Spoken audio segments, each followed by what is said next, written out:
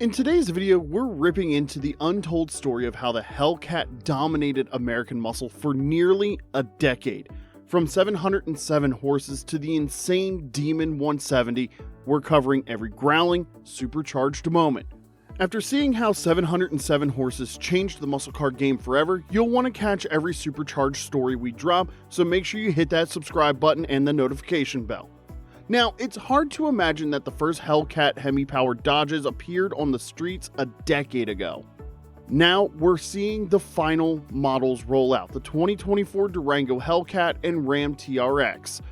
10 years ago, Dodge made supercar amounts of horsepower accessible to the masses, which were usually confined to custom exotics costing six figures, allowing those who once could only covet from the sidelines to experience the thrill. Consequently, interest in the Hellcat is at an all-time high.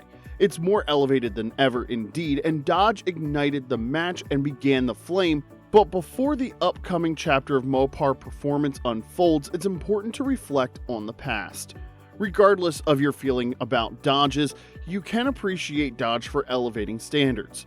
Without the Hellcat, we wouldn't have 650 horsepower ZL1 Camaros, 760 horsepower GT500 Mustangs, 720 horsepower Raptor Rs, and crucially, no 800 horsepower Dodge SRT Banshee Charger BEVs in sight. However, there remains some uncertainty among Hellcat enthusiasts regarding the precise definition of what a Hellcat is. Is it an engine? Is it a coupe? A sedan? A truck? Well, we're going to sort it all out for you right here. People often inquire on the internet, what is a Dodge Hellcat called? If you own one, it's referred to as effing fast. If you drive something different, it's referred to as, oh no.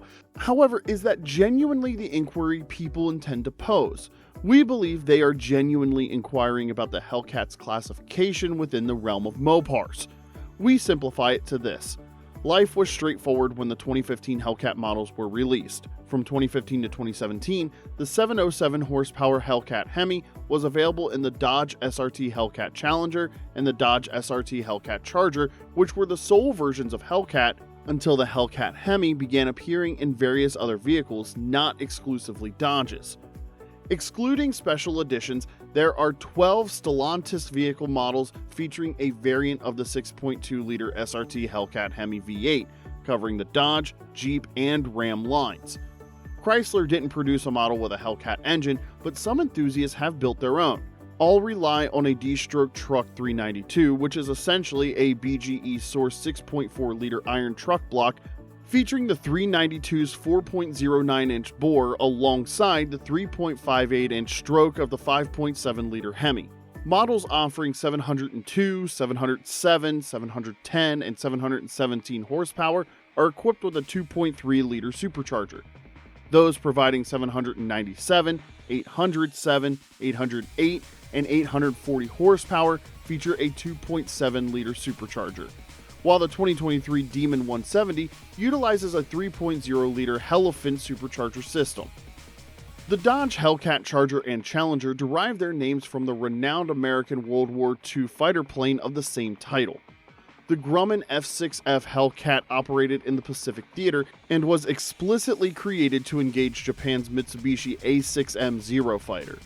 The F6F Hellcat was produced by Grumman, not Chrysler. The Hellcat was powered by the air-cooled R2800 Double Wasp engine manufactured by Pratt & Whitney.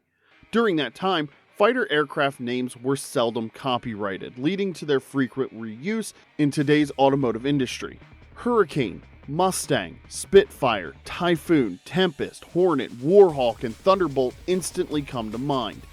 Chrysler's link to World War II aviation involved the experimental 2,500 horsepower IV-2220 engine, which is basically an inverted water-cooled V16 Hemi designed for the Republic P-47 Thunderbolt but not completed before the war concluded. The Grumman F6F Hellcat earned the name Zero Killer. This referenced its battles against Mitsubishi's A6M Zero fighter in World War II. The conclusion that the Dodge Hellcat is named after the World War II Grumman aircraft is intriguing. Armed to the teeth, powerful, and shielded with armor, the F6F Hellcat outpaced and outperformed the Mitsubishi A6M even though it was much bigger and bulkier. The The same appears to hold true for the Dodge Hellcat, which, while heavier, is more powerful than its domestic competitors. In this case, Hellcat appears to imply that being larger doesn't prevent you from being faster, just like the original. The Dodge Charger was initially produced from 1966 to 1978 on Chrysler's mid-size B-body platform, and then again from 1982 to 1987 on Chrysler's compact front-wheel drive L-body. A few of these earlier vehicles were quick, but they weren't Hellcat Hemi fast without the Hellcat engine. The Charger made its comeback for a third act in 2006, this time featuring rear-wheel drive and a revived third-generation Hemi V8.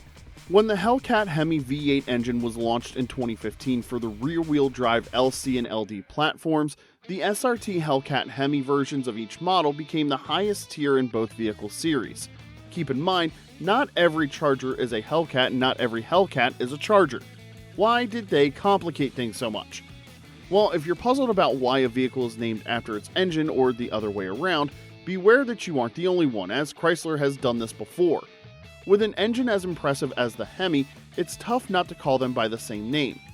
Chrysler's DeSoto brand introduced the Fire Dome Hemi in 1952 and featured it in a new vehicle named the Fire Dome. They repeated this in 1955 with the introduction of the more powerful Fireflight Hemi in the premium DeSoto Fireflight model. Despite the impressive nature of these powerful Hemi models, it was perplexing since the engine and the vehicle shared the same name. When the Hemi engines were phased out in DeSoto models for 1958 and substituted with wedged-headed V8s, the Fireflight and Fire Dome models retained their distinctive names even though the dome from the Fire Dome Hemi had taken flight. By 1961, the DeSoto brand was gone, raising the question if DeSoto had retained the Hemi, would the DeSoto brand have survived longer? Now, before we put an end to today's video, let's quickly go through the rarest and the latest of the breed.